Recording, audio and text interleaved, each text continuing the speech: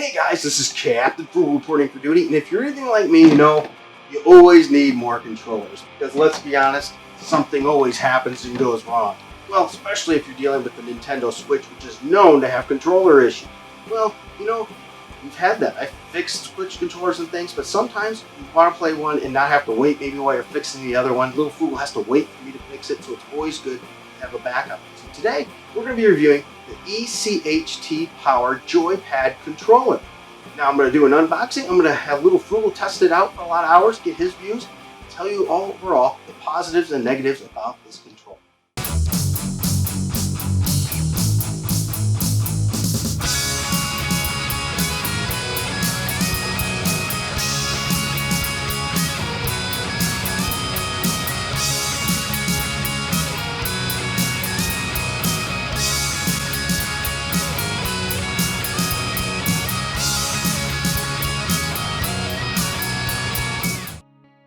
All right, here's the box that it's going to come in. The ECHT Power Joypad ECHT Powers, in case I butchered it. It comes in multiple colors. Here's some information on the side of the box with an email address as well as a web address and some other additional information, as well as on the back with the size, the weight, material. Also has turbo mode, a double vibration, wireless connection, motion sensor, as well as a macro button. Excellent. Here, let's open it up and see what's inside, because we love to look at what's in the box. And here we go, we got the controller here. Here is the nice little feel here, nice touch there. It feels pretty darn solid and good. I like the amount of weight to this too as well. The buttons feel good. I do like what I'm feeling here. They feel nice. It'll be interesting to test it out. Got the triggers here, a little bit different than what I'm used to, but I think they feel good too. Yeah, I like that. Flip it over to the back so I can see what's going on here. Alright, there we go. As you see, it has a nice feel to it, where each one of these come off like they would with the regular Joy-Cons, where you can just slip them right off the push of a button, put that to the side here. Each one feels good. It has a thicker feel. I like that. Let's slide this back on here. Slides on nice, easy. That's good. Same here. Just put that in the slot there. Good. Easy to do. Easy to connect. Okay, let's look at the back. You see that you've just got the controller power input ports on here. For each one has its own individual port. So we'll see what else comes in here. Let's just get this out of the way here. There we go. And here's our cord for charging. I can already tell what it's going to have. It has the USB type N1, so you can plug it into a computer to charge, or a cell phone charger, which it does not come with that part of it. But here's the cable. It's a pretty long size. You see it's got two ends here, so you can plug each one into each joypad, I should say, individually in charge there. So each one, once again, can be charged individually, which is nice, I guess, because it gives you the ability to maybe it just had one dead for some reason. Who knows why? Now here we have the instruction manual. It's nice and in color. Always like it when they're in color. And let's see, check this out here. Oh, excellent. Lots of good detailed information in case you forget what you're doing. Now, if you're plugging this in and charging, and here's an example, you're going to see these lights flash. If these lights are flashing, it means it's charging. Once it's done charging, they will stop flashing and be solid. Alright, as you see, they do look different, and there's some things that we have to look at and consider with these about the differences. First off, you look at these two here. Whereas this one, the original Joy-Con, uses 4 buttons. This one, you have a D-pad instead. Now, you might actually prefer that. In some ways, I prefer that over the buttons. Now, this one, as you see, it matches a lot more, though the buttons are a square instead of round. You're going to notice that too. And you're also going to notice extra buttons here for like the turbo function. Now, there is something really big difference here. I want to make a point, and you might like this. Now, if we look at the side profile here, 2 other things actually. Look at the distance of the analog sticks. The analog stick on this one is same as on that one. The analog sticks on this controller are higher. Now you might go, well, what does that matter? Well, if you're a fan of shooters and things like that, and you want more accuracy, you tend to have a higher stick like this, like people on Control Freaks and things. That makes it more accurate for you for shooting and things. So I actually like that. It increases accuracy, because I have a really hard time with the Joy-Cons for that. Now I will say, there is it feels like it's a little more stiff in the movements too, but that doesn't seem to bother me any. So once again, you're going to notice on each one of these, the distance there on the stick is higher. So once again, I'm going to compare that. You can see that each one there a little bit it is definitely higher on these, giving you more accuracy, which I don't mind. Now, another big thing too, this is the other big difference here, is you notice, look how thin the Joy-Con is.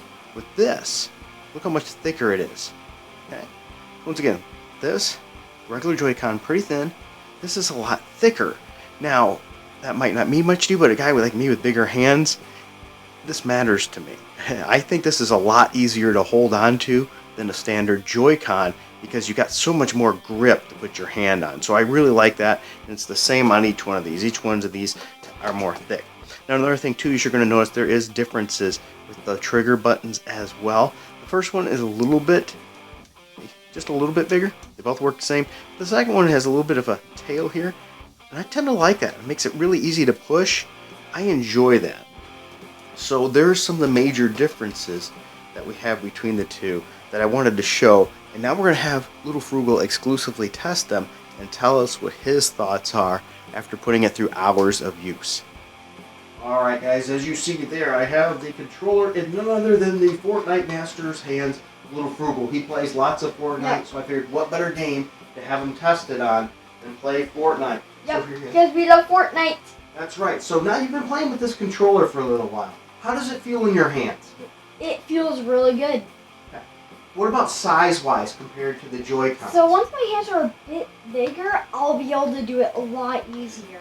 So these are, yeah, as you mentioned, a little bit bigger. So if you have smaller hands, the regular Joy-Cons might be a better fit. But for somebody like me with bigger hands, this is a better fit for my hands. Yep, it's a lot better to do it like that for bigger hands. Now, how about the analog controller that you're using right now? How do those feel compared to the Joy-Cons?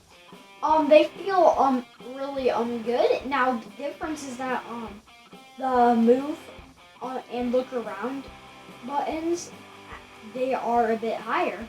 Right. Now that makes it more accurate, doesn't it? So you have more accuracy when shooting and moving around. So do you like that better than the regular Joy-Cons, or just as much? Just as much, because depending on the size of your hand. Yeah.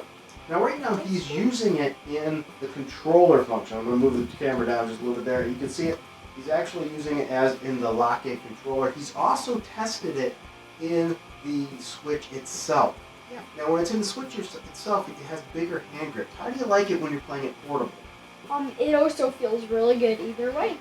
So it feels good either way in your hands. Now this does have some features he hasn't used. It has a turbo function as well as a macro function where you can program certain buttons to all be activated by one button, which is not something he normally does. He likes to play it legit with everything, just the way it was intended, and that's perfectly fine. So you've been playing this controller. It has a long battery life, just like a regular Switch controller, so it works well. What do you think? Is this a controller that you want to continue using? Yes. Okay. How do you think it measures up to the regular? Because this is a problem with Joy-Cons not working. Is this a good replacement for your Joy-Cons if they start working? It is a good replacement. Excellent. So would you recommend this to others? Yes. There is one big glaring negative on this controller, which we see in a lot of controllers, though, when it comes to Joy-Cons. And that is you can't plug your headphone directly into those, right? Yep. So you can, though, play online with other people and have the voice chat if you have it in portable mode. Because then you can plug your headphones right in the Switch. But otherwise, there's no port to plug your headphones in if you're playing it on the TV. But otherwise, he still finds these really good, right? Yep. Alright guys, well here you have it. This controller can be found for $39.99 online.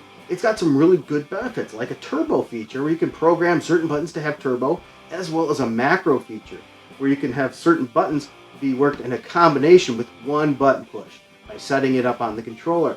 Each part of the controller, which can be separated from the handle itself, can be individually charged, which is also awesome. Easily hooks into here or put in on your Nintendo Switch to make it in portable mode. You hook it on in portable mode, it automatically detects it, and it's going to utilize this controller. If not, you might have to go to the menu and select it, but still, it's super easy to do. So with that said, you get all those functions. It's a good weighted controller. It feels sturdy. On top of that, there's some good pros to it as well. Maybe you might see some cons. So let's talk about those for just a moment. One of the pros, as I mentioned a little bit earlier, is the height of the analog controller. I actually really like that. You get more accuracy. Not only did I find that, but Little Frugal, who plays Fortnite a lot, found that he has more accuracy because of the higher sticks, which is common. That's why you'd buy those grips and things that you could put on those sometimes to get more accuracy. So you have that, which is really nice.